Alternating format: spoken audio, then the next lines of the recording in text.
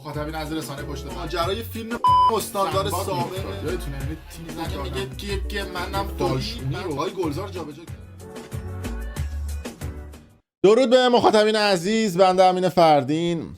خوشحالم که باز هم با یک ویدیو دیگه خیلی پر انرژی و توپ با شما هستم. آقا یه خبر اومد بیرون که بالاخره موبایل، یک وسیله خفن در یکی از خفن‌ترین کشورهای دنیا، اونم ایران، آزاد شد. موبایل آزاد بود البته. آیفون 14 15 آیفون های جدید توی ایران اومدن گفتن که به حول قوه الهی و با رشادت و امتحانات الهی که الله برای ما قرار داده بود جلوی پایمون، بالاخره تونستیم که این وسیله رو در اختیار مردم قرار بدیم با ریجستری، یعنی برن حالش رو ببرن، اما به شرط ها و شروط ها. یه سری شرط هم گذاشتن جلوی پای مردم که آیفون 14 15 اگر میخوان بعد این شرط ها رو رعایت بکنن. قبل از اینکه این قضیه رو اعلام بکنن، ملت همیشه در صحنه آیفون 13 خودشون رو توی سایت های مختلف گذاشتن به فروش که چپ و راست بتونن بفروشن. قیمت ها نجومی 4 برابر قیمت های جهانی. این خبر رو کی اعلام کرد؟ آقای ستار هاشمی. آقای شعر دستش هم میبینید، آقای ستار هاشمی وزیر ارتباطات هستن. هنوز ما توی کف آذری جهرمی، یعنی همه نمیدونم چرا یاد آذری جهرمی میفته. گفته که مشکل ریجستری آیفون با تدبیر دولت، وفاق، حمایت رئیس جمهور و پیگیری فعالانه وزارت ارتباطات حل شد. معتقدم با کارشناسی، ایجاد وفاق، بدون هیاهو و قوقا سالاری میتونیم سایر مشکلات فضای مجازی و مطالبات مردم رو حل بکنیم. یعنی من ریدم تو مملکتی که شما بخواد یه آیفون در اختیار مردم بذارید، بیاد توییت بزنید و این چوسیا هم کنارش بیاد. یعنی جفت پا بعد یه پا گذاشت این ورش، یه پا گذاشت اون ورش، قهوه‌ایش کرد. خودتون میاد یه چیزی رو ممنوع میکنید، میگید آقا مردم نباید استفاده بکنن، امام و انقلاب اسلام به خطر میفته، حرام استفاده از آیفون. یعنی اینو به هر کسی تو هر جای دنیا بگی، تو همین آلمان بگی به پناهندگی میدن، خودتون ممنوعش میکنید. بعد میاد میگید که با تدبیر و وفاق و حمایت رئیس جمهور ما تونستیم موبایلی که در همه جای دنیا هر انی میتونه بخره، ما تو ایران نمیتونیم بخریم و ممنوعه. اما ایشونی که همچین توییتیو گذاشته و همچین چوسی اومده و مردم رو در شور و شعف برده، گفته که نه اینطوری هم نیست. معاون اول رئیس جمهور یه شرطایی گذاشته برای این قضیه. شرطش چیه؟ نامه دیگه دادم. بله دوستان اینجوری نیست، نامه ها رو براتون رو میکنم. چقدر انرژی گذاشتم. تصویب نامه هیئت وزیران، یعنی ببینید دولت قبلی وزیراش میتونستن یه همچین نامه‌ای رو تصویب بکنن، نکردن، ولی اینا حالا تونستن. با سلام و صلوات بر محمد و آل محمد بالش نوشته.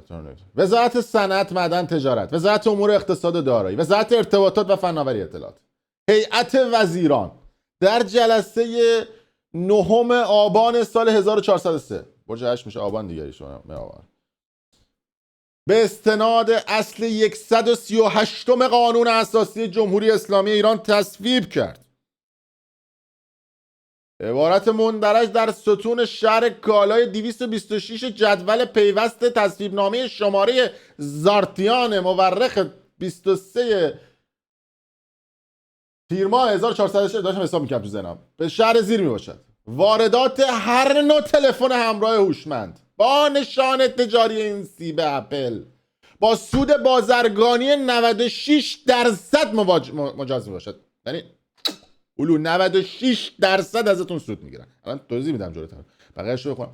محمد رضا عارف، معاون اول رئیس جمهور، هم یه امضای خوشگل زیرش زده و رونوشت کرده به دفتر مقام معظم رهبری رئیس جمهور، دفتر مجلس شما، گفته آقا بزنید حالش رو ببرید. ملت شریف ایران، ملت شهید پرور ایران، و 96% به ما سود بدید و این موبایل رو برای خودتون بکنید. یعنی چی؟ یعنی شما یه موبایل بعد برای خودتون بخرید، یه موبایل برای دولت بعد بخرید. باز یعنی چی؟ یعنی موبایلی که 1000 یورو پولشه، شما بعد 96 یورو روش سود بدید که میشه 1960 یورو و تقدیم دولت بکنید. یعنی چی؟ یعنی دولت تا اینجا چربش کرده و فرو کرده تو ملت و بیشتر از اون فرو کرد. در همه جای جهان گرفتن مالیات یه اصله. مالیات رو میگیرن که خدمات به مردم ارائه بدن، ولی تو ایران تا دسته این مالیات رو فرو میکنن تو ملت و خدمات ارائه نمیدن و با تدبیر. ببینید یعنی من پشمام ریخته، این وفاق و حمایت و پیگیری فعالانشون باعث شد گفتن آیفون بخرید ولی یه دونه برای خودتون بخرید، یه دونه برای ما. من ریدم تو مملکت. و همین راحتی شما تو ایران میتونید یه آیفونی که در همه جای دنیا، حتی تازه قیمتاش هم به شما بگم، ببینید توی آلمان قیمت یه آیفون 15 1800 1900 یورو، بستگی داره به اون گیگش. یه کارمند چقدر حقوق میگیره توی آلمان؟ توی مکدونالد ساده کار بکنه 1600 1700. بخواد مثلا ماهی 500 600 یورو هم بذاره کنار با ذخیره، حالا اگه بتونه بذاره کنار، من میگم 3 ماه نه، بعد 4 ماه میتونه این آیفون 15 رو داشته باشه. تازه توی همین آلمان که میگن الان اقتصادش هم خراب شده، شما میتونی آیفون قسطی بخری. به شما یه آیفون میده با سیم کارت با اینترنت نامحدود، ماهی 20 یورو 30 یورو. دارم گرون به شما میگم آیفون به شما میده ماهی 15 یورو قسطی. حال توجه دوستان، تو همین آلمانش یعنی شما ساعتی اینجا میتونی 12 یورو 50 سنت کار بکنی ساعتی. مینیمم حقوق در آلمانه. حقوق یک ساعت تو میتونی بدی قسط یک موبایل در ماه. بعد از اون طرف آیفون توی ایران چقدره؟ آیفون توی ایران اگر همون آیفون 2000 یورو باشه شما باید 4000 یورو پولش رو بدی. 4000 یورو با قیمت یورو الان میشه هلوش 300 میلیون تومان. یورو الان 75 6 هزار تومانه در لحظه ضبط این ویدیو. احتمالاً بالا خواهد رفت. با 300 میلیون تومان یه زمانی شما میتونستی نصف بازار تهران رو بخری. حالا یه زمانی که ولش کن، ما داریم زمان حال زندگی میکنیم. حقوق کارمند تو ایران چقدره؟ 15 میلیون 20 میلیون تومان. چند ماه باید کار بکنه و هیچی نخوره؟ 10 ماه که کار بکنه میشه 200 میلیون. 15 ماه که کار بکنه اگه ماهی 20 میلیون حقوقش بشه میشه تقریبا 300 میلیون. یعنی 1 سال و 2 3 ماه اگر کار بکنه، هوا بخوره، گوز برینه و هیچ کاری نکنه، اگر بتونه یه دونه این آیفون 15 رو بخره. بعد اینا اومدن مصوبه تصویب کردن، میگن آی ملت بیاید به ما رأی بدید، ما سمت شما این فقط قربون دستتون. 96% اینجا و سخت شد. اینجا 96% بعد مالیات شما بدید. دلشون هم خوشه، دارن برای این ملت کار میکنن، برای مردم کار میکنن.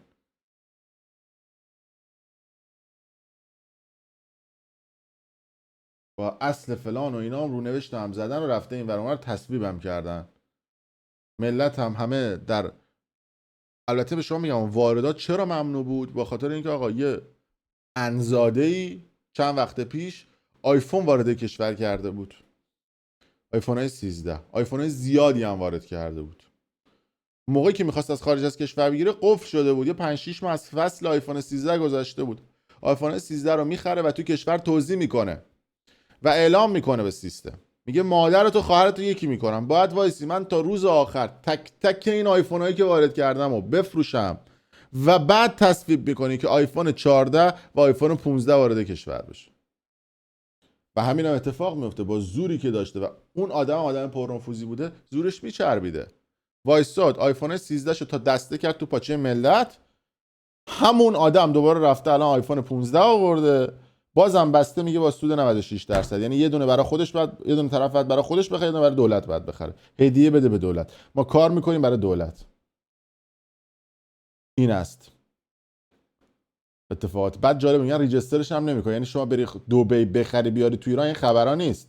فکر نکن زرنگی میگه چه کاری بلند میشم میرم ترکیه، بلند میشم میرم دبی میخرم بیارم. نه بابا، اینا خودشون تای کونکشای عالمن. بیاره تو ایران میگه آقا بعد 96% مالیات بده تا من ریجسترش کنم برات. ریجسترش هم برات تا خشتک میبنده. یعنی شما 2000 یورو پول دادی، 1500 یورو دادی رفتی اونجا خریدی آوردی اینجا، بعد 1500 یورو دیگه بدی ریجسترش بکنی.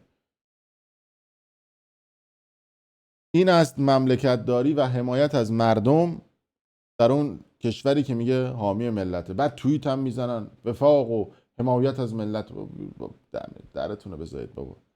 دارم میشنم ازش شوخی میشه.